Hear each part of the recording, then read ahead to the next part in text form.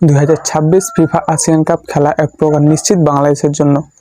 আপনারা যারা এতদিন ধরে অপেক্ষা করছিলেন বাংলাদেশ ফিফা আসিয়ান কাপ খেলতে পারে কিনা সেই কথা শোনার জন্য, ইতিমধ্যে বাংলাদেশ ফুটবল ফেডারেশন ফিফা কর্তৃক একটি চিঠি পেয়েছে, যেখানে তারা বাংলাদেশকে আমন্ত্রণ করেছে ফিফা আসিয়ান কাপ টুর্নামেন্টটি খেলার জন্য।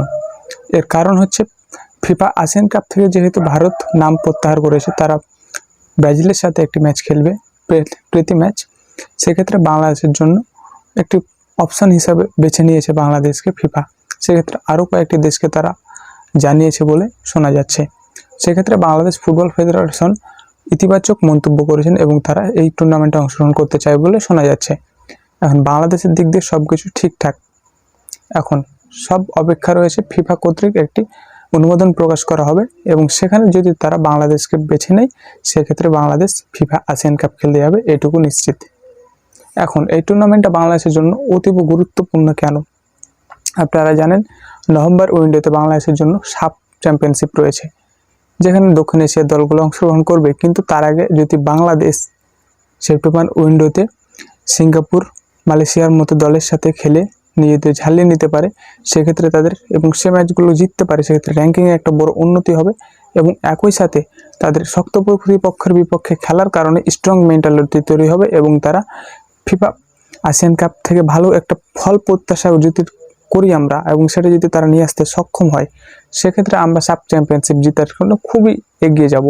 এবং আমাদের তাছাড়াও আসিয়ান কাপ খেলাটা খুব গুরুত্বপূর্ণ, কারণ আমরা সেখানে আমাদের যে হাই র্যাঙ্কিংয়ের দলের সাথে খেলতে পারবো এবং সেখানে আমাদের একটা ভালো এক্সপিরিয়েন্স হবে।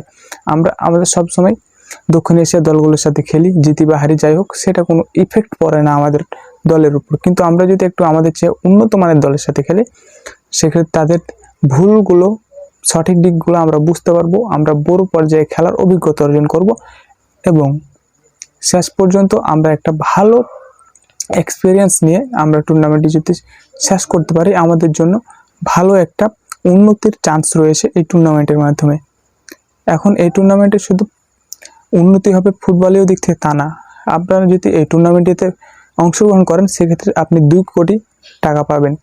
আর যদি এই টুর্নামেন্টটি জয় করতে পারেন, যদিও বাংলাদেশের জন্য অসম্ভব মনে হতে পারে, তারপরেও যদি জয় করতে পারেন, সেক্ষেত্রে 12,27,00,000 টাকা পাবেন, যেটা হিউজ পরিমাণ টাকা বাংলাদেশের জন্য। আর এই টুর্নামেন্টের সকল খরচ বহন করবে ফিফা। সেক্ষেত্রে আপনার যাওয়া আসা সমস্ত খরচে ফিফা নিজ পকেট থেকে খরচ করবে, আপনার কিছুই করতে হবে না। সেক্ষেত্রে বাংলাদেশ ফুটবল ফেডারেশনের জন্য একটি অত্যন্ত বড় সুযোগ এই টুর্নামেন্টটি, কারণ আপনার নিজস্ব কোনো টাকা খরচ করতে হচ্ছে না। আপনি তো ইতিমধ্যে একটি ত্রিদেশীয় বা 4 দেশীয় টুর্নামেন্টের আয়োজন করতে চেয়েছিলেন নিজ দেশে বা অন্য একটি দেশে যেয়ে খেলতে চেয়েছিলেন। আপনি সেক্ষেত্রে যদি এর চেয়ে ভালো একটি অপশান পান, যেখানে আপনি আপনার চেয়ে হাই র্যাঙ্কিং দলের সাথে খেলতে পারবেন এবং সেটা একটি টুর্নামেন্ট যেখানে আপনার কোনো অর্থ ব্যয় হবে না, প্লাস আপনি কিছু টাকা জিততে পারবেন, অর্থাৎ আয় হবে আপনার। সেক্ষেত্রে বাংলাদেশের উচিত এই সুযোগটি লুফে নেওয়া এবং সেটি তারা করেছে। এখন সকল অপেক্ষা রয়েছে ফিফার অনুমোদনের জন্য। ফিফা আনুষ্ঠানিকভাবে যদি ঘোষণা করে দেয় কাল, তাহলে সেক্ষেত্রে আমরা ফিফা আসিয়ান কাপে অংশগ্রহণ করতে পারবো আর আমরা খেলতে পারবো। এটি ছিল আসিয়ান কাপের অংশগ্রহণমূলক প্রস্তুতির ভিডিও নিয়ে।